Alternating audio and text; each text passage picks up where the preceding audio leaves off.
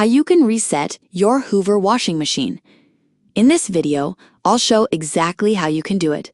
So, let's get started. If your Hoover washer is not working right, not starting, showing error codes, or stuck in the middle of a wash, try this simple reset. First, turn off the washing machine and unplug it from the wall. Now wait for about 1 minute to let the system reset. Then, plug it back in. Open and close the door firmly just to make sure the door lock resets. After that, press and hold the Start/Pause button for about 5 to 10 seconds.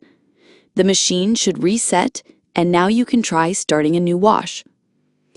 If you have an H-wash model, follow these steps instead. Press and hold the leftmost button on the control panel. While holding that button, turn the program knob 2 steps to the right from the off spot.